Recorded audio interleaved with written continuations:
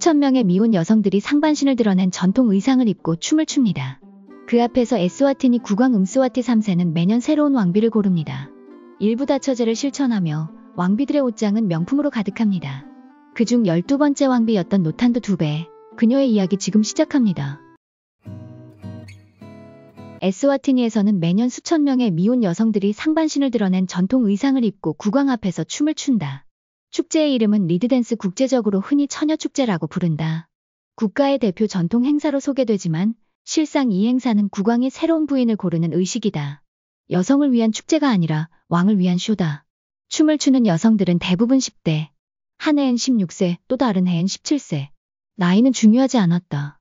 국왕은 이들을 바라보며 눈빛을 주고 손을 내민다. 누가 가장 많이 흔들었는지, 누가 눈을 마주쳤는지, 누가 왕의 시선을 사로잡았는지에 따라 선택이 갈렸다. 선택은 일방적이며 거절은 존재하지 않았다. 왕은 매년 새로운 여자를 곁에 두었고 왕비의 숫자는 빠르게 늘어났다. 그는 일부 다처제를 전통이라 불렀지만 국제사회는 그것을 제도화된 성적 지배라 불렀다. 리드댄스는 전통이라는 껍데기를 쓴 채 권력자의 취향에 따라 여성을 소비하는 구조로 변질됐다. 부모는 딸이 선택받으면 감사를 표했고 소녀는 왕궁의 황금 문 안으로 들어간 뒤 대중의 시야에서 사라졌다. 선택된 여성의 이름은 외부에 공개되지 않았고 외신 기자의 취재는 제한되었으며 행사 당일은 오직 왕과 왕실만의 시간으로 봉인됐다. 왕은 그럴수록 더 많은 여성을 왕궁으로 데려왔고 더 많은 병력을 늘렸고 더 많은 권력을 집중시켰다. 리드댄스는 더 이상 전통이 아니었다. 그것은 왕을 위한 살아있는 왕비 카탈로그였다. 그리고 모두가 알고 있었다. 축제는 문화가 아니라 명분 없는 권력의 도구라는 것을. 자유로운 선택이라는 말은 허상에 불과했고 왕이 원하면 누구든 왕궁의 소유가 될 수 있다는 걸. 국가는 조용했다. 국민은 말하지 못했다. 이 나라는 왕의 나라였기 때문이다. 왕이 기분 나쁘면 사람이 사라졌고 왕이 웃으면 법이 바뀌었다. 국왕의 절대 권력은 법 위에 있었고 언론은 침묵했고 반대자들은 사라졌다. 자유는 오직 국왕만이 누릴 수 있었고 복종은 국민의 의무였다. 그 수천 명의 소녀들 중 국왕 음스와티 3세가 선택한 한 명. 2004년 리드댄스 축제에서 당시 16세였던 노탄도 2배가 왕의 시선에 들었다. 그녀는 그의 미스틴 스와질란드 출신으로 지역 언론에 종종 등장하던 인물이었다. 눈에 띄는 외모, 당당한 태도, 그리고 순결을 상징하는 전통 의상. 왕의 선택은 오래 걸리지 않았다. 행사 이후 그녀는 학교를 그만두고 왕궁으로 입성했다. 그때부터 노탄도 2배는 일반 시민이 아닌 인코시카티 라두베라는 왕실 칭호를 갖게 된다. 국왕의 12번째 공식 왕비, 16세 소녀는 그렇게 절대 권력의 일부가 되었다. 왕궁에 들어간 그녀의 삶은 철저히 통제되었다. 외부와의 접촉은 제한됐고 미디어 접근도 통제됐다. 왕의 부인들은 독립적인 움직임이 허용되지 않았으며 이동은 경호원 통제 아래에만 가능했다. 개인 휴대폰 사용도 금지되었고 공식 행사 외에는 모습을 드러낼 수 없었다. 그녀는 이후 3명의 자녀를 낳았다. 왕궁 내에서 자녀를 기르고 왕비로서의 역할을 수행했지만 그 삶은 지위와 자유가 공존하는 삶이 아니었다. 왕궁은 호화로웠지만 그 안에서 스스로의 결정을 내릴 수 있는 공간은 거의 존재하지 않았다. 그녀는 조용히 살아가고 있었다. 그러나 몇 년 후 왕실의 침묵을 깨는 사건이 터진다. 왕궁에서 조용히 살아가던 노탄도 2배는 2010년 에스와티니 역사상 가장 큰 왕실 스캔들의 중심에 서게 된다. 국왕의 12번째 왕비였던 그녀가 당시 국왕의 오랜 친구이자 법무부 장관이었던 은두미소 만바와 비밀스러운 관계를 맺고 있다는 사실이 드러난 것이다. 사건은 음바반의 인근 로열빌라 호텔에서 두 사람이 함께 있는 장면이 포착되면서 폭발했다. 왕실 정보기관은 이미 두 사람의 관계를 의심하고 감시 중이었고 결정적인 증거가 확보되자 그 사실은 왕에게 보고되었다. 언론은 즉시 이를 보도했고 만바 장관은 사건 직후 장관직에서 사임했다. 노탄도 2배는 곧바로 왕궁 내 별채로 옮겨졌으며 외부와의 접촉이 완전히 차단된 상태로 가택연금에 처해졌다. 그녀는 자녀들과도 분리되었고 이후 공식 석상에서 완전히 모습을 감췄다. 왕실은 사건에 대한 공식 입장을 밝히지 않았지만 그녀의 존재는 점차 지워지기 시작했다.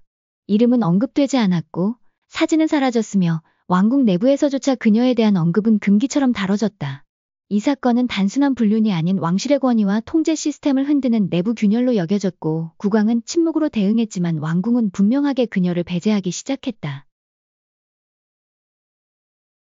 불륜 사건 이후 왕궁 내 별채에 격리되어 있던 노탄도 두배는 약 1년간 사실상 감금된 생활을 이어갔다. 2011년 11월 그녀는 자신의 2살 난 아들을 병원에 데려가기 위해 왕궁을 나서려 했고 이를 막는 경호원과 충돌이 발생했다. 그녀는 그 자리에서 호신용 스프레이를 사용했고 이 사건은 곧 그녀의 추방으로 이어졌다. 왕실은 그녀를 왕궁에서 내쫓았고 이후 그녀는 자녀들과의 접촉조차 허락받지 못한 채 완전히 왕실 바깥으로 밀려났다. 그로부터 그녀는 남아프리카 공화국으로 건너가 조용히 생활했다. 이후 수년간 언론의 모습을 드러내지 않았으며 왕실 역시 그녀의 존재에 대해 일절 언급하지 않았다. 그녀는 2019년 3월 8일 피부암으로 세상을 떠났다. 향년 31세. 그녀의 사망 소식은 일부 외신을 통해 뒤늦게 알려졌고 에스와티니 왕실은 그에 대한 공식 애도나 장례 발표를 하지 않았다. 국왕의 12번째 부인으로 선택받은 16세 소녀는 그렇게 세상에서 조용히 지워졌고 그녀의 이름은 왕궁에도, 역사에도, 국가의 공식 기록에도 남지 않았다. 노탄도 두배 외에도 에스와티니 왕궁에는 이름만 남긴 왕비들이 더 있다. 국왕의 6번째 왕비였던 엔젤라 들라미니는 2016년 왕궁을 떠났다. 그녀는 수년간의 신체적 정서적 학대를 이유로 이혼을 요구했고 결국 왕실에서 분리되었다. 그녀는 공식적으로 왕실을 떠난 3번째 왕비로 기록되었으며 이혼 사실은 외신을 통해 확인되었다. 또 다른 왕비, 센테니 마상고는 2018년 자택에서 극단적인 선택을 했다. 그녀는 언니의 장례식 참석이 금지된 후 심한 우울증을 겪었고 그의 4월 약물 복용으로 생을 마감했다. 국왕의 10번째 왕비가 된 제나 말랑구는 2002년 학교에서 갑자기 사라진 뒤 왕궁의 모습을 드러냈다. 그녀의 어머니는 딸이 납치되었다며 법원에 반환 청원을 냈지만 받아들여지지 않았고 결국 제나는 왕비로 남게 되었다. 그녀의 이야기는 당시 국제인권단체의 비판을 불러일으켰고 에스와티니 왕실의 여성 선택 시스템이 국제적으로 조명을 받는 계기가 되었다. 그러나 어떤 여성은 처음부터 그 선택을 거부했다. 틴츠와로 느고벤이 당시 19살이었던 그녀는 리드댄스에 참석한 뒤 왕실 측으로부터 왕비 후보로 주목받았지만 곧바로 국외로 도피했다. 그녀는 국왕의 선택을 거절할 수 없다는 현실을 알고 있었고 자신의 인생을 지키기 위해 영국으로 망명을 선택했다. 이후 그녀는 런던에 거주하며 에스와티니 왕실의 여성 인권 문제를 비판하는 공개 활동을 이어갔다. 그녀는 한 언론과의 인터뷰에서 이렇게 말했다. 나는 사랑 없는 결혼을 원하지 않았다. 내가 선택할 수 없는 삶은 내 삶이 아니었다. 그렇게 왕궁에는 들어갔던 이들과 들어가지 않은 이들 그리고 들어갔다가 사라진 이들이 남았다. 왕비의 삶은 화려해 보였지만 그 뒤에 무엇이 있었는지는 오직 그들만이 알고 있다. 이름은 많았지만 끝까지 남은 이는 적었고 사진은 있었지만 기억하는 사람은 없었다. 누군가는 죽었고 누군가는 싸우다 쫓겨났고 누군가는 도망쳤다. 그리고 국왕은 지금도 새로운 이름을 고르고 있다.